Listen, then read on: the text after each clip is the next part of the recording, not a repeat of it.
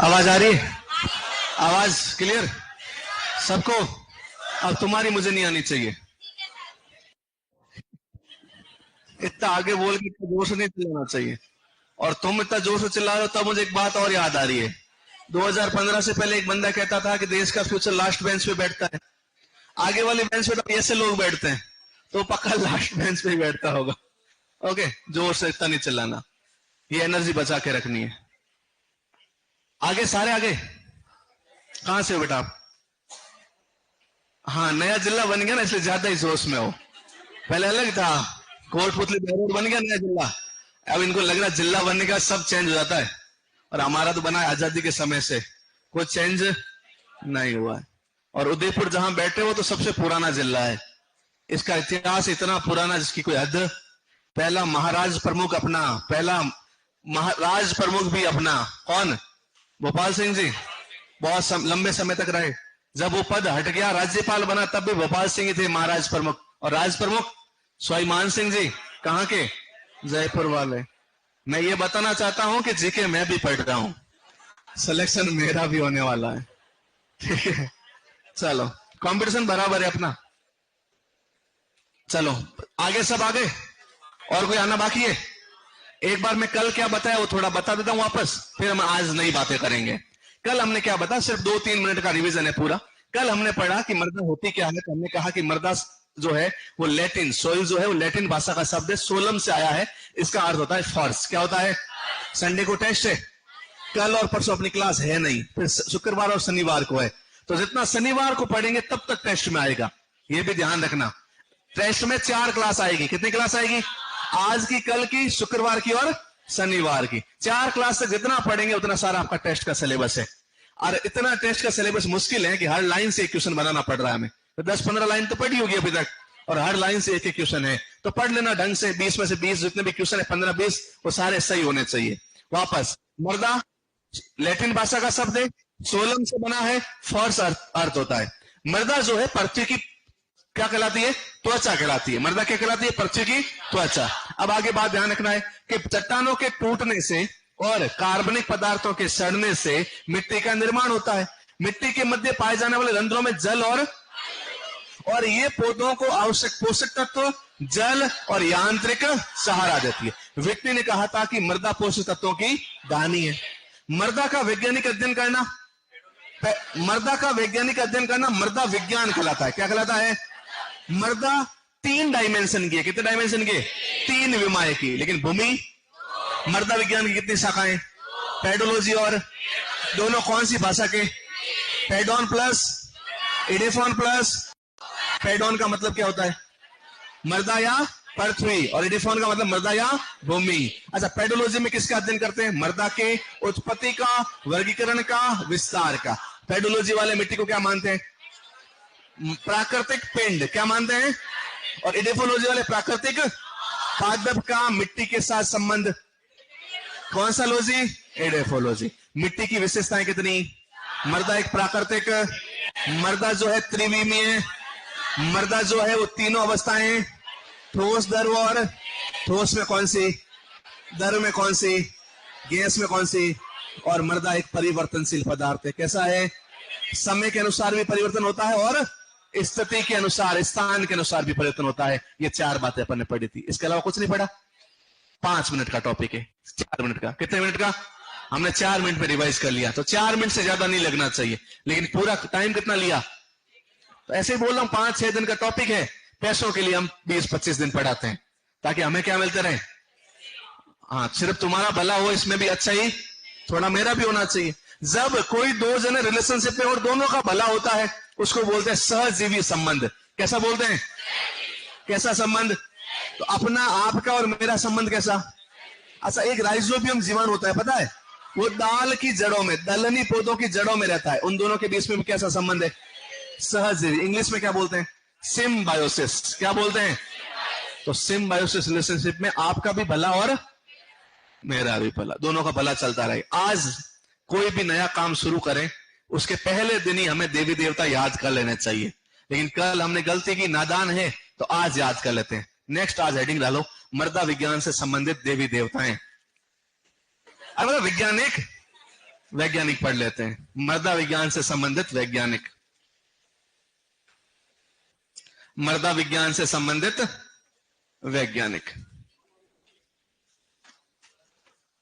मृदा विज्ञान से संबंधित क्या वैज्ञानिक, scientist related to soil science. अच्छा, कौन कौन से वैज्ञानिक मृदा विज्ञान से संबंधित है भाई? पहला वाला कौन है? वीवी डोकुचेव। तो याद रखना, वी डोकुचेव, नाम क्या है? वीवी डोकुचेव। अच्छा, ये डोकुचेव भैया पहली बार इन्होंने बोला था कि मिट्टी का भी विज्ञान होता है। मिट्टी का भी क्या होता है? इनसे पहले किसी ने मिट्टी के विज्ञान के बारे में बात, मृदा विज्ञान के बारे में सबसे पहले किसने बताया? और जो पहली बार बताता उसको हम क्या बोल देते हैं? जनक। क्या बोल देते हैं? फादर, पापा, डैडी। तो ये वीवी डोकुचेव कौन है? मृदा विज्ञान के जनक है। किसके जनक है? तो आपसे कोई पूछ ले कि मृदा विज्ञान के जनक कौन? मृदा विज्ञान के जनक कौन? वीवी डोकुचेव। और मिट्टी विज्ञान की पहली शाखा का नाम क्या है? पेडोलॉजी। और ये पेडोलॉजी के भी जनक है। किसके जनक है? तो याद रखना, पेडोलॉजी के भी जनक कौन? वीवी डोकुचेव। तो पेडोलॉजी के जनक कौन और मृदा विज्ञान के जनक कौन? वीवी डोकुचेव। एक साइंटिस्ट हुए जिनका नाम था जेवी लिबिक। क्या नाम था? जेवी लिबिक। क्या नाम याद रखोगे? जेवी लिबिक। और जेवी लिबिक जो थे उनको हम बोलते हैं कृषि रसायन के जनक। किसके जनक? कृषि रसायन के जनक कौन? जेवी लिबिक। आज साथ साथ लिख रहे हो क्या? आप नहीं लिखोगे तो थोड़ा सही रहेगा। तो बोलते नहीं हो, मुझे लगता है तुम सब याद, समझ में नहीं आ रहा। वापस, जेवी लिबिक किसके जनक? कृषि रसायन क्या होती है? Agriculture chemistry. जितने भी कृषि में रसायन प्रयुक्त होते हैं, सबसे ज्यादा होते हैं उर्वरक, फिर होते हैं कीटनाशी, शाकनाशी, और उन सबको क्या बोलते हैं? और एक कृषि रसायन के जनक कौन? मिट्टी के विज्ञान के जनक कौन? पेडोलॉजी के जनक कौन? अच्छा, कृषि रसायन के अलावा इन्होंने पहली बार उर्वरक बनाया था। क्या बनाया था? इसलिए इनको बोलते हैं उर्वरक रसायन के जनक। किसके जनक? अच्छा, उर्वरक रसायन के तो है ही, उर्वरक का उद्योग भी पहला इन्होंने लगाया था। फैक्ट्री भी किसने लगाई थी? तो इसलिए इनको बोलते हैं उर्वरक उद्योग के जनक। उर्वरक उद्योग के जनक। इन्होंने एक नियम दिया था। क्या दिया था? उस नियम को बोलते हैं न्यूनता का नियम। किसका नियम? तो आपसे पूछ, न्यूनता का नियम या न्यूनता का सिद्धांत किसने दिया? जेवी लिबिक। पहले नंबर पे मृदा विज्ञान के जनक, पेडोलॉजी के जनक, कृषि रसायन के जनक, उर्वरक रसायन के जनक, उर्वरक उद्योग के जनक, और न्यूनता का सिद्धांत। आप फटाफट लिख लो, जितने स्पीड लिख रहे थे अभी लिख लो।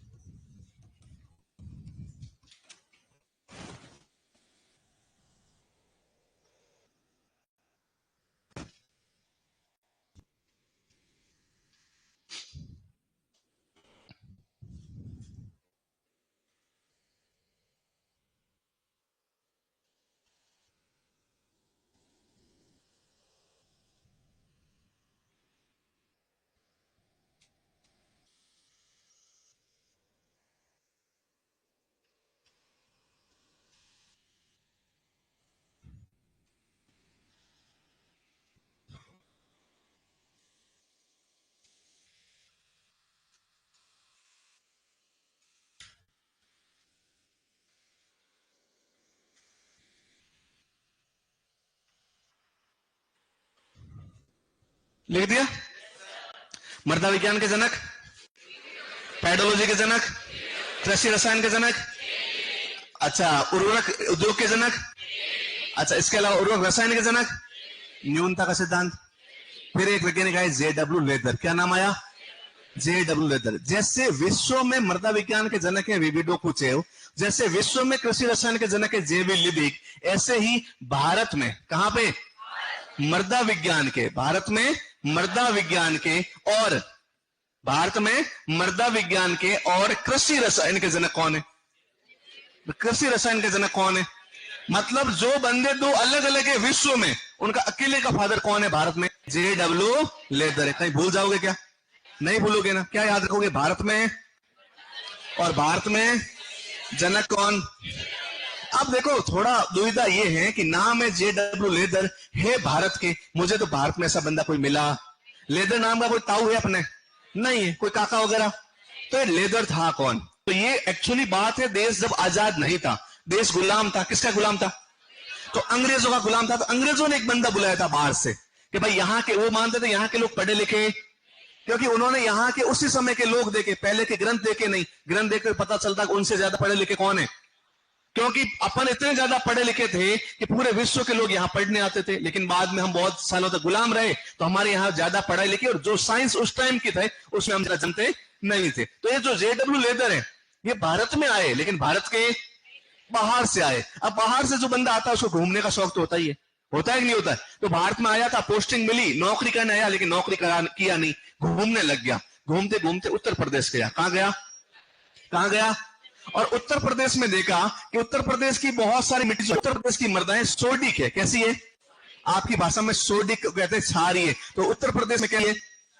सोडिक अथवा क्षारीय मृदाएं। तो उन्होंने कहा सोडिक और क्षारीय मृदाएं हैं, इनका सुधार करना जरूरी है, इनका सुधार करना। और इन मृदाओं के सुधार के लिए, इन मृदाओं के सुधार के लिए उन्होंने एक रसायन का प्रयोग किया। क्या प्रयोग किया? उस रसायन को बोलते हैं जिप्सम। क्या बोलते हैं? क्या सूत्र होता है? CaSO4.2H2O का प्रयोग किया। तो याद रखना, सबसे पहले किसने प्रयोग किया जिप्सम का? कौन सी मिट्टियों में? सारी मिट्टियों को और क्या बोलते हैं? कहां पे? ऐसा काम करने वाला भारत में पहला बंदा था, इसलिए हमने इसको क्या बोल दिया? भारत में प्रथम कृषि रसायनज्ञ। क्या बोल दिया? भारत का प्रथम कृषि रसायनज्ञ। किसको बोला अपन ने? JW लेदर को। तो भारत का किसका? प्रथम मतलब पहला, कृषि मतलब एग्रीकल्चर वाला, और रसायनज्ञ मतलब केमिस्ट। तो पहला केमिस्ट कौन था भारत का? एग्रीकल्चर केमिस्ट कौन था? JW leather. कितनी बातें याद रखोगे? भारत में मृदा विज्ञान के जनक, भारत में कृषि रसायन के जनक, भारत का पहला कृषि रसायनज्ञ। यूपी की सोडिक मृदाओं को सुधारने में जिप्सम का प्रयोग किसने किया? जिप्सम का फॉर्मूला क्या होता है? CaSO4। चार बातें याद रख लोगे? रख लोगे, लिख लो। हाँ, मैं बिल्कुल गलती थोड़ी करेंगे, तुम्हें सब लिखवाएंगे, क्योंकि तुम सब बहुत अच्छे बच्चे हो, सबने फीस जमा करवा रखी है। पहला उद्देश्य पूरा हो गया, फिर क्या है? लिखना ही तो बाकी है। किसी की फीस बाकी नहीं है।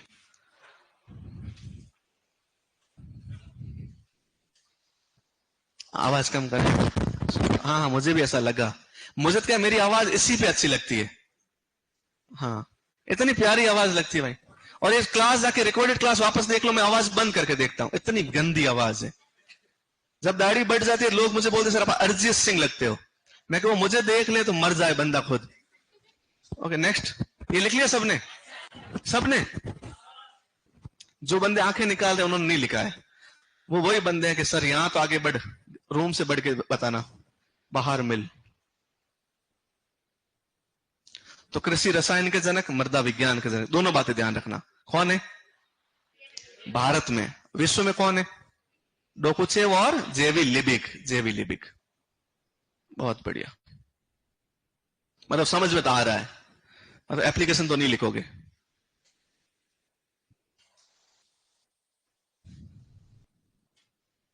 एक हेडेक तो खत्म हुआ, वरना टेंशन में था मैं तो। सर सच में आप बहुत अच्छा पढ़ा रहे हो सर, आप अच्छा ही पढ़ाते हो सर। आवाज तो आप नेहा कक्कड़ जैसी है आपकी। सर कमेंट भी पढ़ लो। थैंक यू बेटा, थैंक यू, बहुत बढ़िया। मेरी तारीफ सुनने की मुझे बड़ी भूख है, तो हम ऐसे करते रहो। हर तीसरा कमेंट ऐसा ही होना चाहिए, सर आपसे बेस्ट कोई नहीं। कोई नहीं करता मैं तो खुद ही करने लग जाता हूं तारीफ। वो तो औकात तो बच्चे दिखा देते बालू बोल के। चलो समझ में आ रहा है? प्रथम कृषि रसायनज्ञ JW लेदर। यूपी की मिट्टी को जो सोडिक थी उनके सुधार में जिप्सम का प्रयोग किसने किया? JW। मैं जितनी बातें बोल रहा हूं सबसे एक एक क्वेश्चन बन रहा है, तो तुम्हें क्वेश्चन ही बता रहा हूं एक्चुअल में, ये नकल ही करवा रहा हूं। यहां से क्वेश्चन है, यहां से इसका फॉर्मूला का क्वेश्चन है, तो हर कुछ क्वेश्चन बन रखे अपने। तो 3 क्लास में क्या बनाऊं मैं क्वेश्चन? ठीक है, तो हर लाइन आपकी क्वेश्चन है, कट के आ जाना। लिख लिया सबने? आगे बढ़े। कितने वैज्ञानिक हो गए? कितने हो गए? अब 4 नंबर पे बढ़ते हैं। कितने नंबर पे बढ़ते हैं? 4 वाले का नाम है थॉमस ग्राम। क्या नाम है? कभी पूछे, शायद नहीं भी पूछे, लेकिन याद रख लेना कि थॉमस ग्राम जो है वो कॉलोइडल रसायन के जनक है। किसके जनक है? कॉलोइडल ऐसे पदार्थ होते हैं जो साइज में बहुत छोटे होते हैं, कभी नीचे बैठते नहीं है, उन मिट्टी के कणों को कॉलोइड बोलते हैं। क्या बोलते हैं? और कॉलोइड रसायन के जनक कौन है? थॉमस ग्राम। थॉमस नाम से एक बंदा और है, उसका नाम है थॉमस वे। क्या नाम है? थॉमस है नहीं, थॉमस वे। वे मतलब रास्ता, थॉमस वे। और ये थॉमस वे है मृदा रसायन के जनक। किसके जनक है?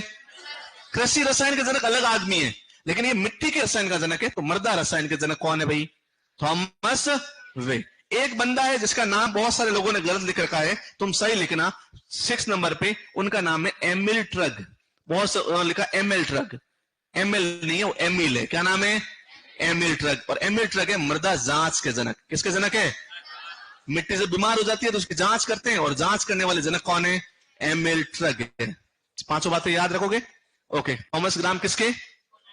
कॉलोइड में मिट्टी के सबसे छोटे कण।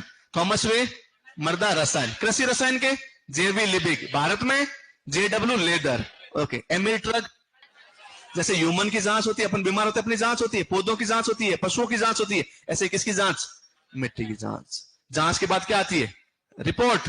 और रिपोर्ट ऐसे जैसे अपनी आती है वैसे मिट्टी की भी आती है। मिट्टी की रिपोर्ट को बोलते हैं मृदा स्वास्थ्य कार्ड। क्या बोलते हैं? ये योजना शुरू हुई थी सूरतगढ़ से। कहां से? कब हुई? 19 फरवरी 2015। 19 फरवरी प्रधानमंत्री जी ने की थी। प्रधानमंत्री उस समय भी वही थे, अभी भी वही है। कहां से की? सूरतगढ़। सूरतगढ़ कहां है? श्री गंगानगर। कहां है?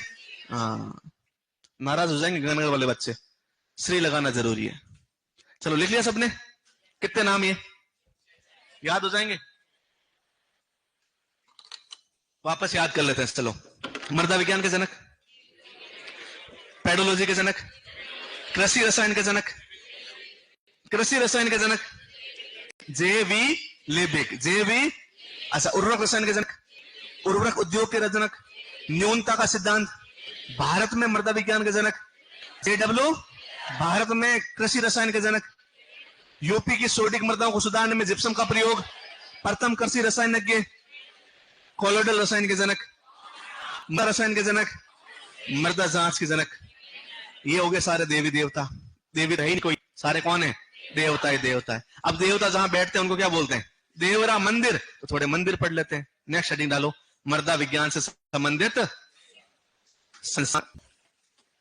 मृदा विज्ञान से संबंधित ऐसे ऐसे संस्थान तुम्हारे एग्रोनॉमी वाली बुक में भी दे रखे हैं, तो वहां से भी पढ़ लेना। थोड़े बहुत मैं वापस लिखवा देता हूं। संबंधित संस्थान समझ में आ रहा है? ओके। संस्थान, इंस्टीट्यूट्स रट ही लेना, एक क्वेश्चन 100% आएगा। यस, टेस्ट में नहीं, मैं एग्जाम की बोल रहा हूं। टेस्ट वाले मैं बताता ही नहीं हूं। पहले नंबर पे याद रखना IISS। अच्छा, हिंदी में लिखूंगा इंग्लिश में? इंग्लिश में? हिंदी में है? कोई हिंदी वाला है? हिंदी में भी लिखवाओ। ओके, अब मैं दोनों में लिखवाऊंगा, नो टेंशन रहो। फीस सबने दी है? हाँ, दोनों की बातें मान लेता हूं। मैं पहले शॉर्ट नाम लिखवा, फिर इंग्लिश में लिखूंगा, फिर उसका क्या करूंगा? हिंदी। फिर आपको एक बात याद रखनी, वो कहां है क्वेश्चन, ये कहां है। ना हिंदी पूछेंगे ना इंग्लिश पूछेंगे। देखो, मोस्ट ऑफ में जो आई होता है पहला वाला, उसका मतलब होता है इंडियन। क्या मतलब होता है? दूसरे आई का इंस्टीट्यूट। सोइल साइंस पढ़ रहे हैं तो पहला सोइल, दूसरा तो Indian institute of soil science. English में ऐसे बोलते हैं, इंडियन इंस्टीट्यूट सोइल साइंस। आगे बात समझ में? अच्छा, इंडियन को क्या बोलते हैं हिंदी में? भारतीय। तो इंडियन का मतलब है भारतीय। एक मूवी भी है इंडियन, देखिए तुमने? किसकी है? सनी देओल की। किसकी है? हाँ, इंडियन, भारतीय। मृदा साइंस को, अच्छा इंस्टीट्यूट को संस्थान, तो भारतीय मृदा विज्ञान संस्थान। कहां पे बेटा? कहां है? भोपाल। और भोपाल कहां है? मध्य प्रदेश। यहां पे 2 बहन भाई साथ में रहते हैं। कितने बहन भाई? ये तो भाई हो गया। इन भोपाल में इनकी बहन भी रहती है। उस बहन का नाम क्या है? पता नहीं है तुम्हें? उसका नाम है CIAE। क्या नाम है? क्या नाम है पूरा? Central institute of agriculture engineering, केंद्रीय कृषि अभियांत्रिकी संस्थान। और ये भी कहां पे है? भोपाल। सुपरवाइजर 2018 में पूछा गया क्वेश्चन है, नहीं है? याद रखना, CIAE, ये भी कहां है? भोपाल। फुल फॉर्म वहां देख लेना एग्रोनॉमी वाली किताब में, रट लेना, बट ये पूछा हुआ है। तो एक नाम तो हो गया IISS, Indian institute of soil science, भारतीय मृदा विज्ञान संस्थान। कहां पे है? भोपाल में। दूसरे नंबर वाला देखें, याद कर लोगे ना ये तो वाला? चलो ये कर लोगे, दूसरा हम और लिखवा लेते हैं। दूसरे नंबर पर है CSSRI। सी का मतलब होता है सेंट्रल, क्या मतलब होता है? एस का मतलब होता है सोइल, क्या मतलब होता है? फिर दूसरे एस का नहीं, हमेशा साइंस नहीं होता। पहला है सेंट्रल, फिर सोइल, फिर है सैलिनिटी। क्या है? सैलिनिटी। सैलिनिटी का मतलब होता है लवणता, मिट्टी में नमक कितना है। और आर का मतलब होता है रिसर्च, क्या होता है? और आई का मतलब होता है इंस्टीट्यूट, क्या होता है? इंस्टीट्यूट। अच्छा, हिंदी में क्या बोलते हैं? तो सेंट्रल को हिंदी में क्या बोलते हैं? केंद्रीय। क्या बोलते हैं? सोइल को बोलते हैं मृदा, क्या बोलते हैं? सैलिनिटी को बोलते हैं लवणता, क्या बोलते हैं? अच्छा, रिसर्च को बोलते हैं अनुसंधान, क्या बोलते हैं? और इंस्टीट्यूट को बोलते हैं संस्थान, क्या बोलते हैं? कहां पे भैया? कहां पे हैं? अच्छा, करनाल कहां है? हरियाणा। हरियाणा के गाने बड़े फेमस है। ये एक गाना तो यहीं से लिखा है, देखो, HR गाड़ी नंबर वाला। तो HR कहां पे है? MP मतलब मध्य प्रदेश। कहां है? नहीं, भारत में है, भोपाल मध्य प्रदेश में। चलो लिख लो।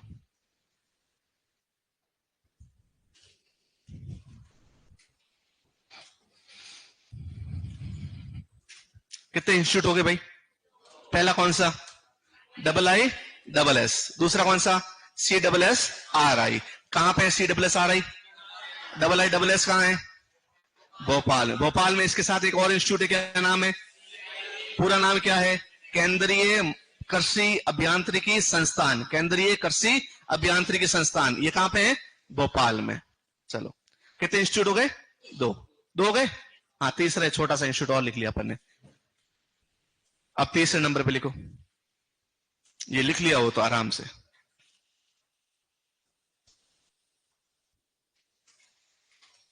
केंद्रीय, बहुत बढ़िया, CIAE लिख दो। लिख लिया? भोपाल कृषि अभियांत्रिकी संस्थान। कोई लिखना चाहो तो लिख लो, केंद्रीय कृषि अभियांत्रिकी संस्थान। केंद्रीय कृषि अभियांत्रिकी संस्थान, केंद्रीय कृषि अभियांत्रिकी संस्थान लिखना चाहो तो लिख लो, और नहीं लिखो तो भी चले, क्योंकि तुम्हारे पास वो बुक है ना, उसमें लिखे हुए हैं सब। अभियांत्रिकी ऐसे मैं लिख लेता हूं, देखो, ये क से कबूतर वाला क, फिर केंद्रीय, फिर कृषि अभियांत्रिकी, अभियांत्रिकी संस्थान। बहुत बढ़िया बेटा। शॉर्ट में क्या बोलते हैं? CI। कहां है? भोपाल में। इसकी भाई और रहता है, भाई का क्या नाम है? IISS। क्या बात, लिख लिया होगा ना? चलो तीसरे नंबर पे, कितने नंबर पे? तीसरे नंबर पे इसका नाम है IISWC। क्या नाम है? IISWC। आई का मतलब इंडियन, आई का मतलब इंस्टीट्यूट। तो पहले आई का मतलब तो इंडियन, और दूसरे आई का मतलब है इंस्टीट्यूट ऑफ। एस का मतलब सोइल, फिर सोइल के बीच में लगा दो एंड। डब्ल्यू का मतलब वाटर, और सी का मतलब कंजर्वेशन। कंजर्वेशन का मतलब बचाना, कंजर्वेशन करना, सोइल और वाटर का। अच्छा, हिंदी में क्या बोलते हैं? हिंदी में बोलते हैं भारतीय मृदा एवं जल संरक्षण संस्थान। अच्छा, इसका मतलब है कि मिट्टी जो है पानी वार चली जाती है, उनको बचाना। तो मिट्टी और पानी को बचाने का संस्थान कहां पे है? भारतीय मृदा एवं जल संरक्षण संस्थान। अब मिट्टी जो है पानी द्वारा सबसे ज्यादा खराब कहां हो सकती है? जहां सबसे ज्यादा नदियां हैं, और भारत में सबसे ज्यादा नदियां हैं उत्तराखंड में। कहां पे है? और उत्तराखंड का एक शहर है देहरादून। कौन सा शहर है? और देहरादून के अंदर ये संस्थान है। तो उत्तराखंड के कौन से शहर में? अब ये संस्थान पूरे भारत में काम नहीं कर सकता, तो इन्होंने क्या किया? पूरे भारत में अलग अलग जगह अपने सेंटर खोल रखे। ऐसे ही एक सेंटर जो है जिसको हम बोलते हैं क्षेत्रीय कार्यालय, क्या बोलते हैं, वो राजस्थान में भी खोल रखा है। अब राजस्थान में नदियां सबसे ज्यादा कहां है, कोटा में, तो कोटा में एक संस्थान खोल दिया इन्होंने, तो कोटा में इनका क्षेत्रीय कार्यालय है। कहां पे है, कोटा में। कहां है, कौन सी नदी है कोटा में सबसे बड़ी, चंबल। तो चंबल नदी के कारण कोटा में कौन सा संस्थान है, Indian institute of soil and water conservation. मुख्यालय तो इसका मुख्य कहां है, राजस्थान में। क्या है इसका, कहां पे, कोटा में। कहां पे, कोटा में। समझ में आ रहा है ना। ऐसा तो नहीं है कि चाहे मैं बोलूं IISWC कहां है और कोटा दे दूं फर्स्ट ऑप्शन तो कर लो, नहीं, देहरादून ऑप्शन में है तो क्या करोगे, और यदि क्षेत्रीय कार्यालय पूछा है तो क्या करोगे, कोटा। कितने नंबर पे, 4 नंबर पे। कितने नंबर पे, 4 नंबर पे। 4 नंबर पे एक संस्थान है NBSSLUP। क्या नाम है, NBSSLUP। एन जहां पे भी आए तो याद रखना नेशनल। क्या याद रखोगे, क्या याद रखोगे, बी का मतलब है ब्यूरो, क्या मतलब है, ऑफ। एस का मतलब है सोइल, क्या मतलब है, दूसरे एस का मतलब है सर्वे, क्या मतलब है, एंड। एल का मतलब है लैंड, क्या मतलब है, यू का मतलब यूज, और पी का मतलब प्लानिंग। पी का मतलब प्लानिंग। अच्छा, नेशनल को हिंदी में क्या बोलते हैं, राष्ट्रीय, क्या बोलते हैं, सोइल को बोलते हैं मृदा, क्या बोलते हैं, और सर्वे को बोलते हैं सर्वेक्षण, क्या बोलते हैं, एवं। लैंड को क्या बोलते हैं हिंदी में बेटा, भूमि, क्या बोलते हैं, यूज को उपयोग, और प्लानिंग को बोलते हैं नियोजन, क्या बोलते हैं, और ब्यूरो को निदेशालय या ब्यूरो, तो ब्यूरो। कहां पे, कहां पे, नागपुर। और नागपुर कहां है, महाराष्ट्र में। अच्छा, इसका भी एक रीजनल सेंटर बना हुआ है, क्षेत्रीय कार्यालय कहां बना हुआ है, उदयपुर में बना हुआ है। तो इसका एक रीजनल सेंटर कहां है, क्षेत्रीय कार्यालय कहां है, उदयपुर में। याद रख लोगे, भूलोगे तो नहीं।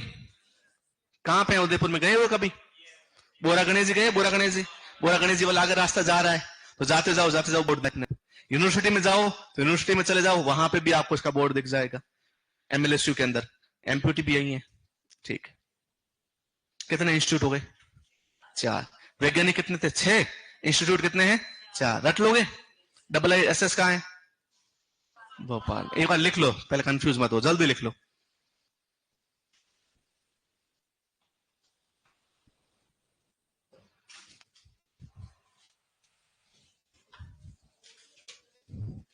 कमेंट भी पढ़ लो सर,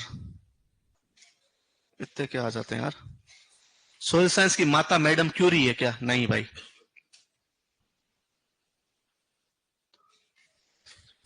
सर इंग्लिश समझ में नहीं आ रही मुझे भी, हिंदी वाले लिख लो बेटा।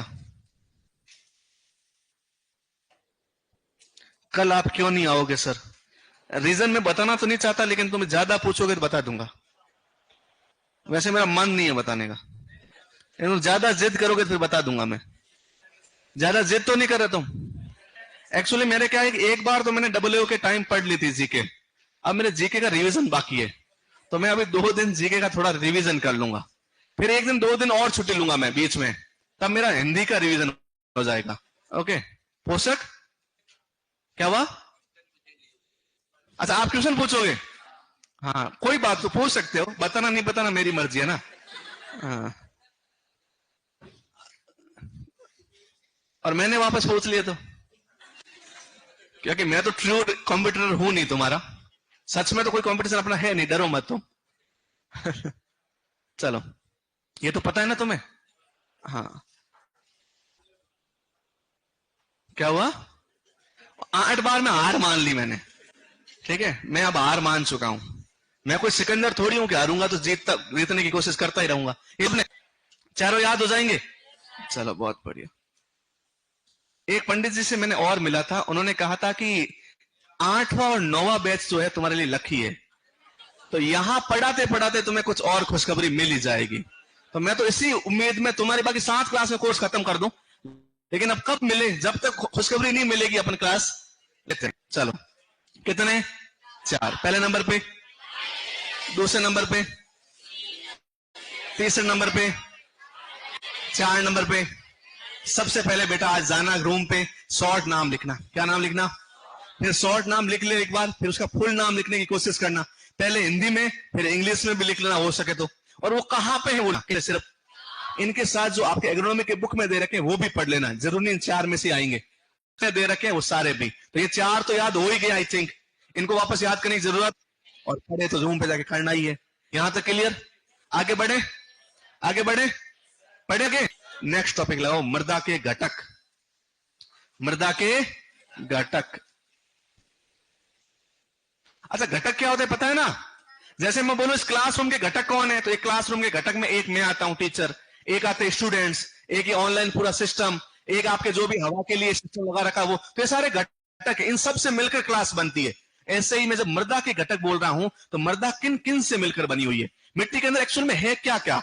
एक्चुअल मैंने बता रखी है पहले बात, चट्टानों के टूटने से, कार्बनिक पदार्थों के सड़ने से।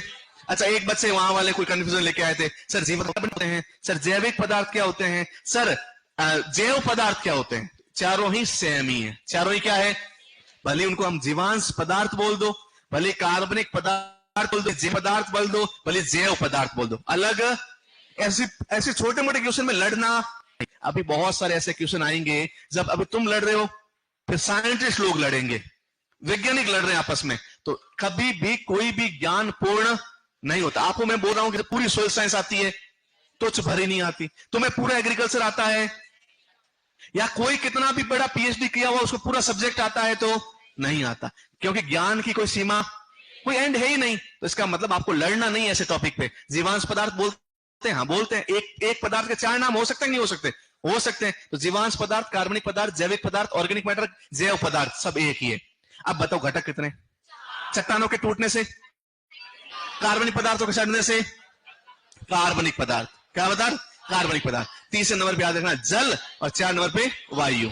मेरे मन में एक डाउट आया कि इनमें 4 घटक हो गए, या 3 क्यों नहीं हो सकते? हो सकते हैं ना भाई, घटक बने तो 4 ही क्यों बने? नंबर 4 फिक्स क्यों हुआ? 5 बन सकते थे या 3 बन सकते थे, तो घटक 4 ही क्यों है? कोई बता सकता है इसका आंसर? घटक 4 ही क्यों है? नहीं बता सकता। हर चीज के कारण तो होता ही है, ये कोई बेतुका सवाल थोड़ी है। आ सकता है ना मन में सवाल कि भाई सर 4 ही घटक क्यों है, 5 क्यों नहीं है? 4 घटक होने का कारण है कि पृथ्वी जो है एक्चुअल में 4 प्रकार के मंडल से बनी है। कितने मंडल से? पृथ्वी के अंदर 4 मंडल है। कितने मंडल है? इन्हीं 4 मंडलों से पृथ्वी बनी है। क्या बनी है? 4 मंडल, और 5वां कौन? खुद पृथ्वी। टोटल 5। तो एक्चुअल में पृथ्वी के कितने मंडल? ये चारों मंडल जब आपस में टकराते हैं वहां बनती है मिट्टी, वहां बनती है। तो पृथ्वी के मंडल कितने? तो इसलिए मिट्टी के घटक कितने? एक मंडल से कितना घटक बना? दूसरे से, तीसरे से, चौथे से। अब 4 मंडल है कौन कौन से मैं एक बार बताता हूं। पृथ्वी के अंदर जो ठोस मंडल है उसको हम बोलते हैं थल मंडल। क्या बोलते हैं? सुना हुआ ना? कौन सा मंडल? इंग्लिश में बोलते हैं लिथोस्फीयर। कौन सा स्फीयर? दूसरा मंडल है जिसको बोलते हैं जैव मंडल। कौन सा मंडल? कौन सा मंडल? और तीसरा जो मंडल है उसको बोलते हैं जल मंडल। कौन सा मंडल? कौन सा मंडल? और 4 नंबर पे है वायुमंडल। कौन सा मंडल? वापस बोलो, 1 नंबर पे। इंग्लिश में बोलते हैं लिथोस्फीयर, बायोस्फीयर, वाटर स्फीयर नहीं, हाइड्रोस्फीयर, एयर स्फीयर नहीं, एटमोस्फीयर। कौन सा स्फीयर? घबराने की जरूरत, हिंदी वाले याद है तो अभी खूब है काम। हिंदी वाले याद हो गए? चारों स्फीयर याद हो गए? बना होता है चट्टानों से। किससे बना होता है? तो थल मंडल किसका बना है? चट्टानों का। किसका बना हुआ है? चट्टानों का। जैव मंडल बना है जीवों का। किसका बना है? अच्छा, जल मंडल बना है जल का। किसका बना है? और वायुमंडल वायु का। अब जब चट्टाने टूटती है, चट्टाने, तो क्या बनता है? खनिज पदार्थ। क्या बनता है? क्या बनता है? अच्छा, चट्टानों का टूटना क्या कहलाता है? अपक्ष से। क्या कहलाता है? अच्छा, जीव जब सड़ते हैं तो जीवों के अंश बनते हैं, तो उसको सड़ने को बोलते हैं विच्छेदन। क्या बोलते हैं? और विच्छेदन से बनते हैं कार्बनिक पदार्थ। क्या बनते बेटा? कौन से मंडल से? खनिज पदार्थ कौन से मंडल से बनते हैं? और ये जल जब मिट्टी में आ जाता है तो बोलते हैं मिट्टी का जल, मृदा जल। क्या बोलते हैं? और ये हो गया मृदा। तो कितने घटक हो गए? घटक कितने हो गए? क्योंकि पृथ्वी के मंडल भी कितने? 4। तो याद रखना, घटक कितने? 4। और पृथ्वी के मंडल कितने? तो पृथ्वी के मंडल कितने? 4। 4 मंडलों से कितने घटक बन गए? 4 घटक बन गए। अब आपको एक बात ध्यान रखनी है कि इन घटकों का प्रतिशत कितना है। तो आपका जो खनिज पदार्थ है वो कुल मृदा का 45% होता है। कितना होता है? कितना परसेंट? मतलब 100% मिट्टी है, उसमें से 45 तो कौन है? 5% होते हैं कार्बनिक पदार्थ, 25% होता है जल और 25% होती है। क्या बात आ रहा समझ में? जोर से चिल्ला तो नहीं रहे, माहौल तो नहीं बना रहे? बहुत बढ़िया, लिख लो।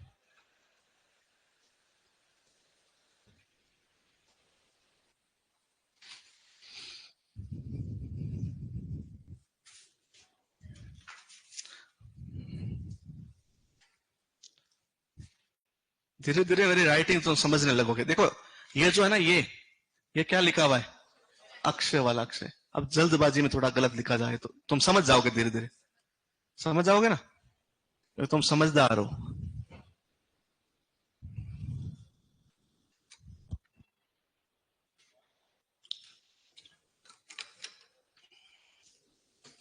टावर कितना डाटे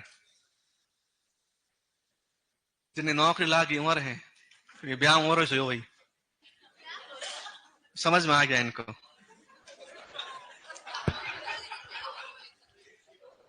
ये बोल रहे हैं बच्चे किसके रो रहे हैं, तो मैं कि जिनकी शादी हो गई है। और शादी किन की हुई? जिनकी नौकरी लग गई है।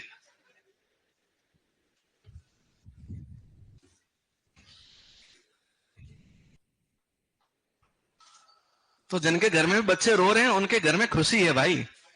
हाँ, उनकी नौकरी लग चुकी है और शादी हो चुकी, तभी तो बच्चे हुए होंगे हैं?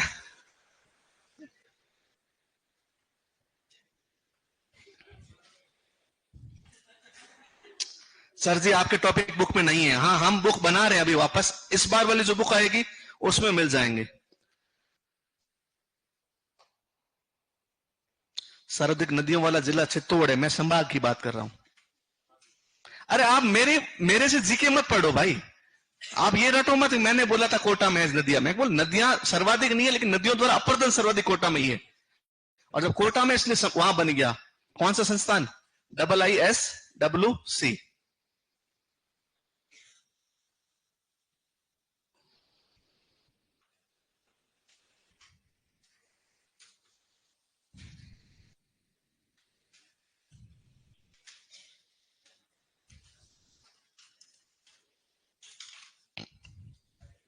आज जो है वो एओ का रिजल्ट आया है, एग्रीकल्चर ऑफिसर का आ गया रिजल्ट। 52 पोस्ट थी, 52।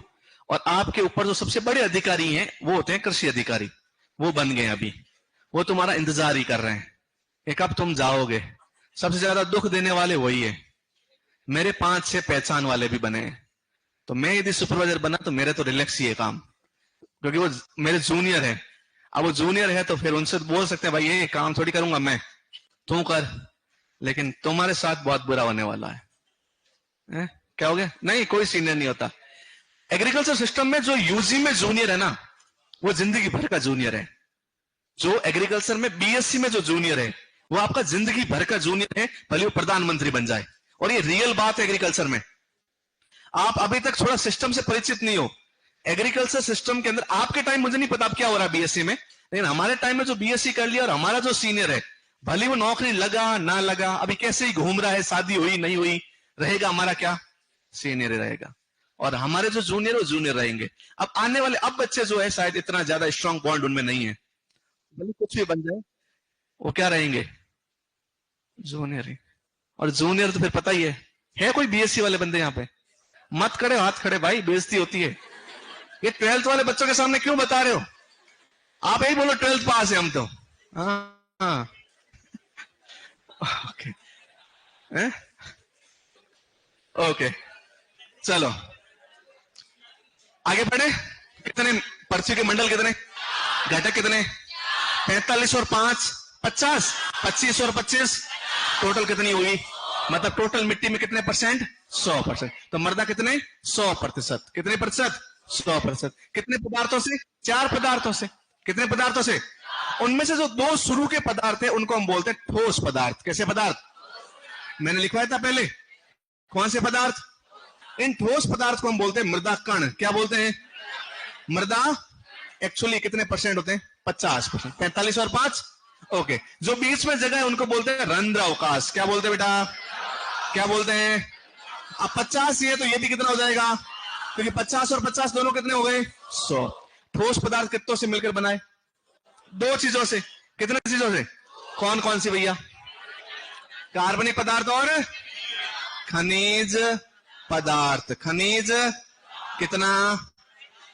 कार्बनिक, जीवांश, जैव, जैविक कितना? 5। कितना?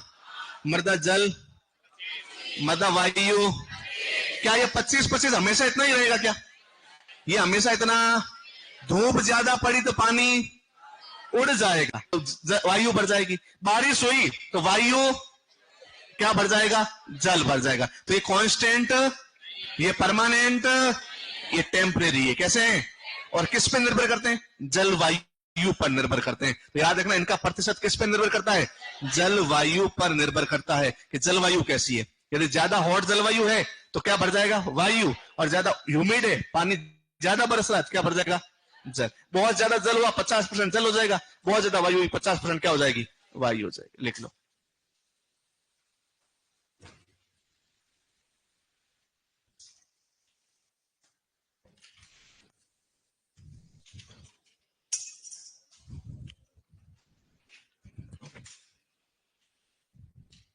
एग्रीकल्चर के टीचर कैसे बनते हैं? बहुत अच्छा क्वेश्चन है बेटा।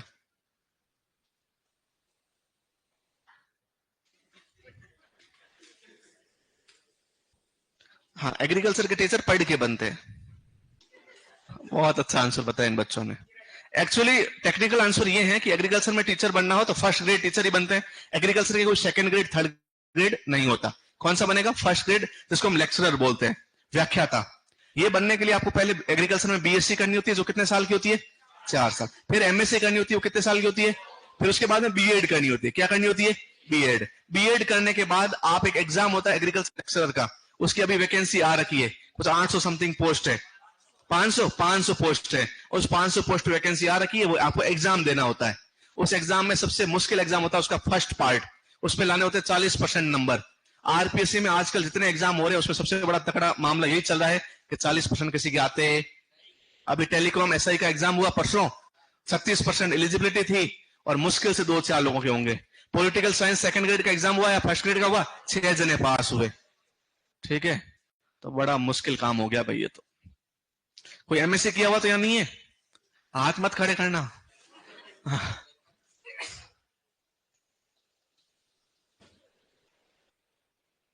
चलो, बीएससी के बाद एमएससी करें या बीएड, जिसमें नंबर आए वो कर लो। और दोनों में नंबर नहीं आए तो सुपरवाइजर का नया बैच बहुत जल्दी शुरू हो रहा है, जुड़िए रोयल संस्थान के साथ, मात्र नाम मात्र की फीस में। ओके, लिख लिए? मर्दा कितने परसेंट? कौन कौन से बनकर? ठोस और रंध्र। ठोस कितने? रंध्र कितने? मृदा जल और मृदा 25। और किस पर निर्भर? जलवायु। यदि आर्द्र है तो जल, शुष्क है तो वायु। मृदा कण कितने? 50। कौन कौन? खनिज और खनिज कितने? कार्बन कितने? पहले नंबर पर लिखो खनिज पदार्थ। पहले नंबर पर लिखो खनिज पदार्थ। सही चल रहा है? स्पीड ज्यादा तो नहीं? ओके, चलो। खनिज पदार्थ इंग्लिश में क्या बोलते हैं बेटा? ऑर्गेनिक मैटर नहीं, मिनरल मैटर। कौन सा मैटर? हाँ, सारे इंग्लिश में एक ही वर्ड आता है ऑर्गेनिक मैटर, तो हर जगह यही लगा लेते हैं, मिनरल मैटर। कौन सा मैटर? Mineral matter. अच्छा, कुल मृदा का खनिज पदार्थ कितना होता है?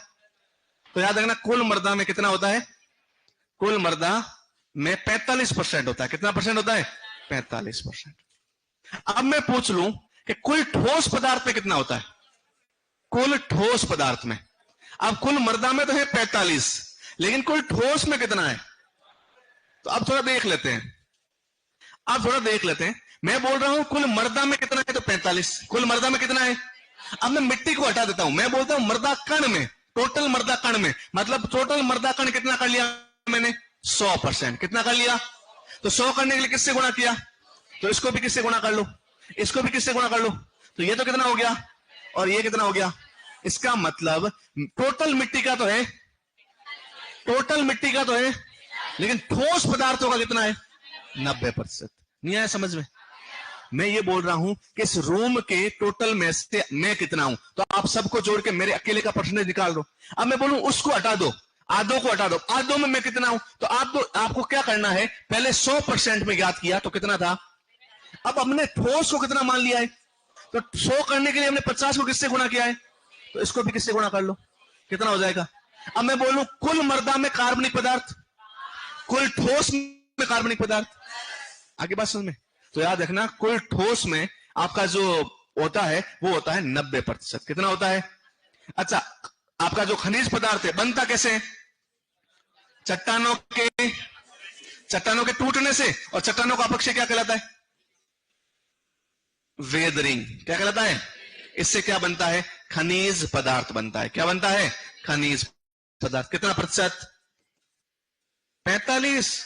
कितना टोटल ठोस का? 90%। इतना लिख लो, फिर और समझेंगे। टाइम हो गया, मजा आ जाए। अभी तो है 8 मिनट यार, तुम बोर तो नहीं हो जाते? चलो ठीक है, तो मेरे घर वालों जैसे नहीं हो। मेरे घर वाले मुझसे बात करना ही पसंद नहीं करते। आप में से कौन दो भाई है? 2 भाई, आप 2 भाई हैं। अच्छा, बड़ा वाला या छोटा वाला भाई पापा के पास तो नहीं रहता? घर पे रहता है, दूर रहता है? दूर रहता है, भगवान को थैंक्स बोलो। पास रहता है, मैं और बता देता हूं, मेरे खुद के नाम पे अभी 0% जमीन है, सारे कागजात जो है भाई के नाम पे, और भाई है बड़ा। और मैं रियल बता रहा हूं, बड़े वाले भाई जो होते हैं ना, बहुत खतरनाक होते हैं, बहुत। सर का अनुभव बोल रहा है, ठीक है, मैं खुद बता रहा हूं, बहुत बहुत खतरनाक होते हैं।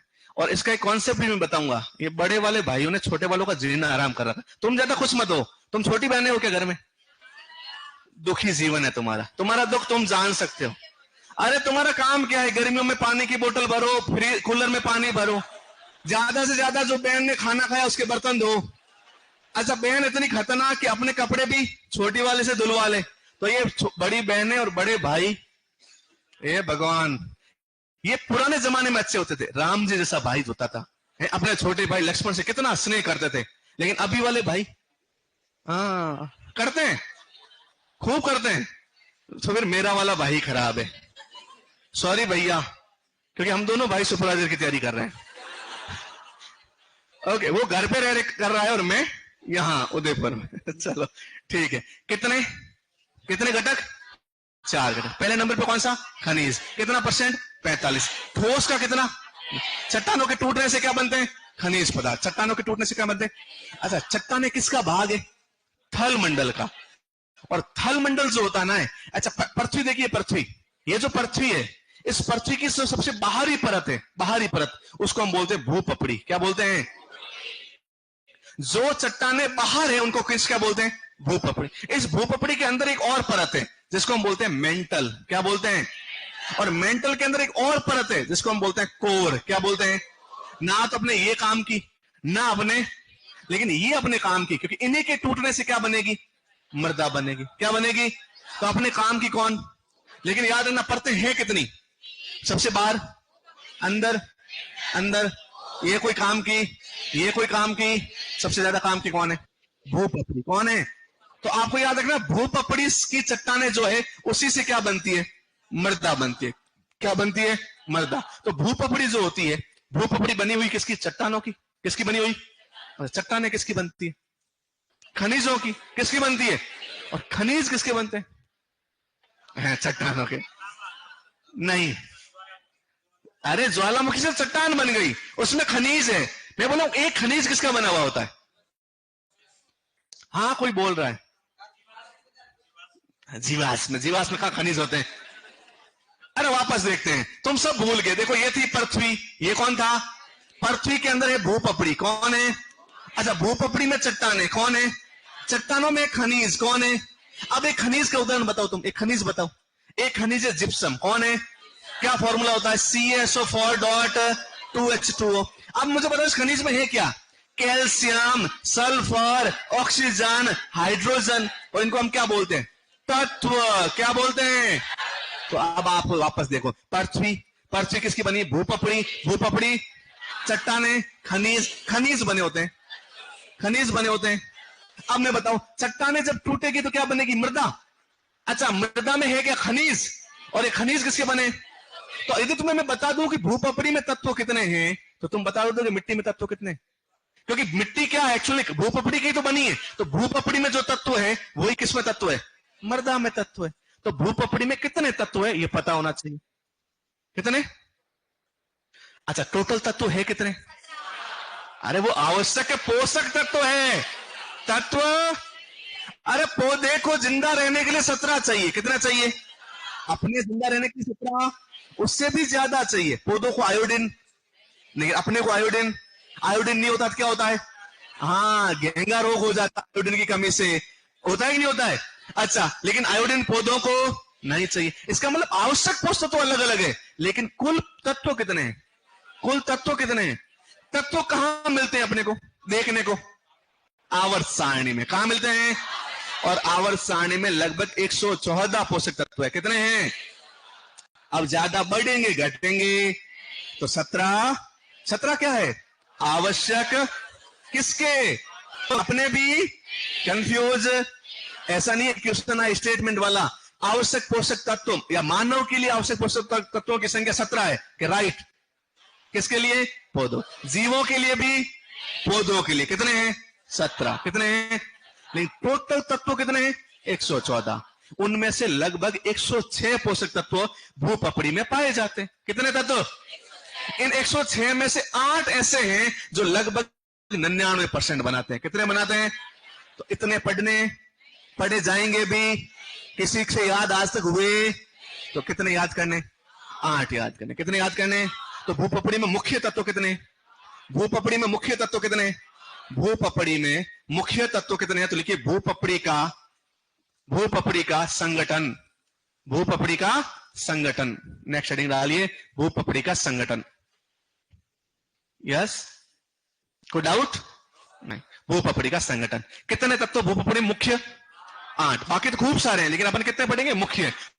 तो याद रखना, मुख्य कितने तत्व है? 8 तत्व है। तो मुख्य 8 तत्व है। 16, 8। चलो, 8 तत्व है कौन कौन से? 8 तत्व है कौन कौन से? पहले नंबर पे है ऑक्सीजन। कौन है? दूसरे नंबर पे है सिलिकॉन। कौन सा है? तीसरे नंबर पे है एल्यूमिनियम। कौन है? 4 नंबर पे है आयरन। कौन है? 5वें पे है कैल्शियम। कौन है? फिर है सोडियम। कौन है? फिर है पोटेशियम। कौन है? फिर है मैग्नीशियम। कौन है? कितने हो गए? कितने हो गए? पहले नंबर पे, दूसरे नंबर पे, तीसरे नंबर पे।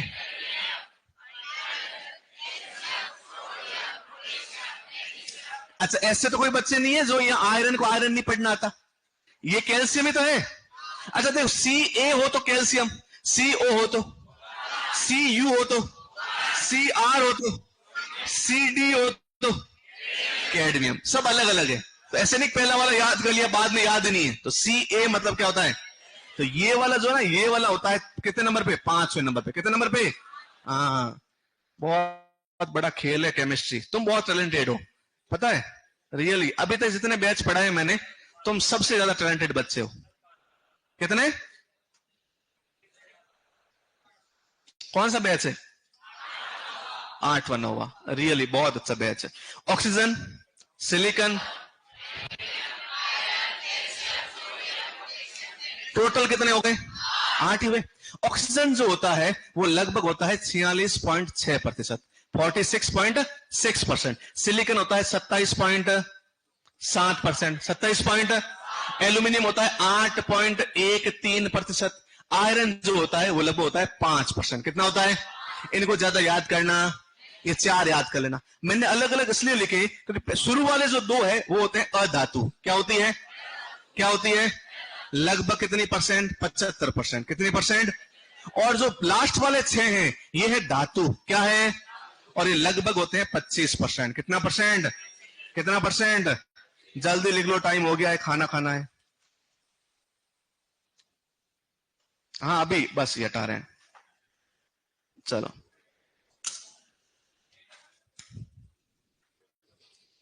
आराम से लिख लेना, कल वापस पढ़ेंगे जब भी अपनी नेक्स्ट क्लास होगी तब।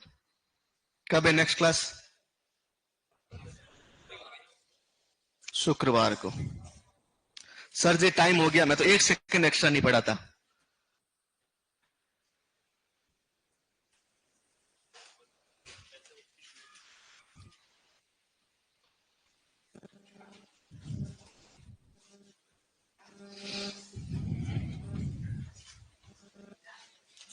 हाँ जाओ, जिसने लिख लिया वो जाओ, मेरा वेट मत करो, मैं तो पैसे लेके खड़ा हूं, तुम क्यों खड़े हो? जो लिख चुके हैं वो जा सकते हैं, कोई टेंशन नहीं है।